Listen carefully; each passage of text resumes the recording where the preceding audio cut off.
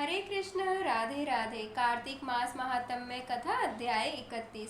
ब्रह्मा जी कहते हैं कार्तिक शुक्ल एकादशी, जिसको हरि प्रबोधनी एकादशी भी कहते हैं, इस एक व्रत के करने से वाजपेय यज्ञों से भी अधिक फल प्राप्त होता है तथा जन्म जन्मांतर के पाप नाश हो जाते हैं।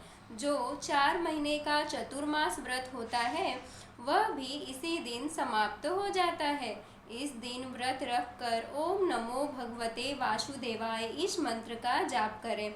तत्पश्चात रात्रि को जागरण करें तो सब एकादशियों का फल प्राप्त हो जाता है। भीष्म पंचक व्रत कार्तिक शुक्ल एकादशी से आरंभ करके पूर्णिमा को समाप्त होता है। इस दिन ऋषि व पितरों का तर्पण करना चाहिए। भीष्म पंचक में नित्य ही भीष्म जी का तर्पण करना चाहिए।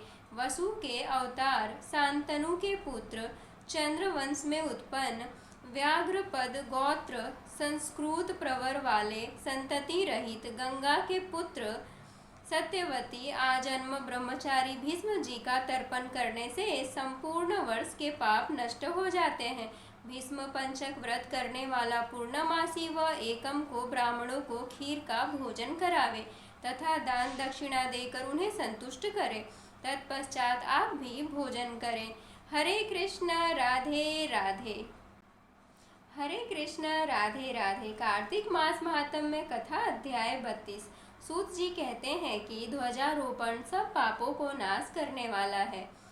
चारों वर्णों में से जो कोई भी भगवान के मंदिर में ध्वजा लगाता है वह ब्रह्मादि देवताओं से पूजित होकर विष्णु लोक को प्राप्त हो जाता है। नारद जी कहते हैं कि हे राजा पृथु, हम तुम्हें एक पुरातन इतिहास सुनाते हैं। पूर्व काल के सतयुग में सुमति नाम वाला एक चंद्रवंशीय राजा था। यह राजा भगवान का भक्त, अहंकार रहित सप्तद्वीप का राजा था। सत्यवती नाम वाली उनकी रानी अत्यंत पतिव्रता थी। वह भगवान के सामने नित्य किया करती थी तथा कार्तिक शुक्ल द्वादशी को भगवान के मंदिर में ध्वजा बांधा करती थी। एक दिन राजा तथा रानी को देखने के लिए विभांडक ऋषि आए। राजा ने उनका अत्यंत आदर सत्कार किया। तब राजा को ध्वजारोपण करते हुए देखकर मुनि ने कहा, हे राजन, भगवान को प्रसन्न करने के और भी अनेक साधन हैं,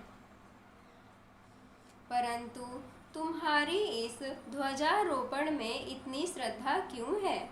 राजा कहने लगे, हे मुने, एक अत्यंत अद्भुत आश्चर्य युक्त इतिहास है जो मैं आपको सुनाता हूँ।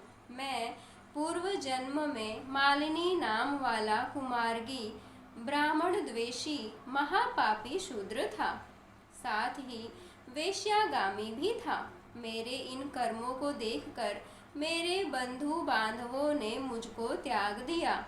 इसके बाद मैं वन में जाकर एक टूटे हुए भगवान विष्णु के मंदिर में रहने लगा और वन के मृगादि जीव जंतुओं को मारकर पेट भरने लगा।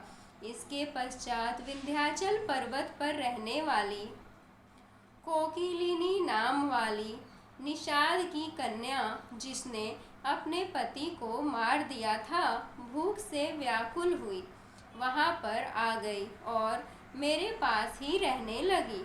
संयोगवश कार्तिक शुक्ल द्वादशी के दिन हमने एक कपड़े को बांधकर उसकी ध्वजा सी बनाई और दोनों मदिरा पान करके उस झंडी जैसे कपड़े को ले विहल होकर सारी रात खूब नाचते रहे। सारी रात नृत्य करते रहने के कारण प्रातः काल हम दोनों की मृत्यु हो गई। तब यमदूत हमें पास में बांधकर मारते हुए यमराज जी के पास ले जाने लगे। उसी समय भगवान विष्णु के दूत विमान लेकर वहां पर आ गए और यमदूतों को धमकाते हुए बोले, तुम पापियों को यमपुरी ले जा सकते हो। धर्मात्माओं को नहीं, परंतु यमदूत भी अत्यंत क्रोधित होकर कहने लगे कि यह दोनों महापापी हैं, इस कारण यह यमपुरी ले जाने योग्य है। इन दोनों ने जीवन भर एक भी पुण्य कार्य नहीं किया है। तब भगवान विष्णु के पार्षद कहने लगे कि महाखेद की बात है कि तुमको धर्म अधर्म का कुछ भी ज्ञान नहीं है। यह ठीक है कि ये दोनों सारी आयु महापापों में रत रहे हैं, परंतु इन्होंने कार्तिक शुक्ल द्वादशी को भगवान के मंदिरों में ध्वजारोपण तथा नित्य किया है, अतः अब ये पापी नहीं रहे, इनके संपूर्ण पाप नष्ट हो गए हैं। इस कारण ये भगवान विष्णु के लोक में जाने के अधिकारी हैं। भले ही इन्होंने अनजाने में ही यह सब कार्य किए हैं। इसके पश्चात भगवान विष्णु के दूत उन दोनों को विमान में बिठाकर भगवान विष्णु के लोक को ले गए। नारद जी कहते हैं कि हे राजा पृथु, अनजाने में भी ध्वजारोपण का ऐसा फल है, तो श्रद्धा के साथ कार्तिक शुक्ल द्वादशी को जो ध्वजारोपण करता है उसके फल का तो कहना ही क्या। इतनी कथा सुनकर विभांडक ऋषि तपोवन को चले गए। हरे कृष्णा, राधे राधे।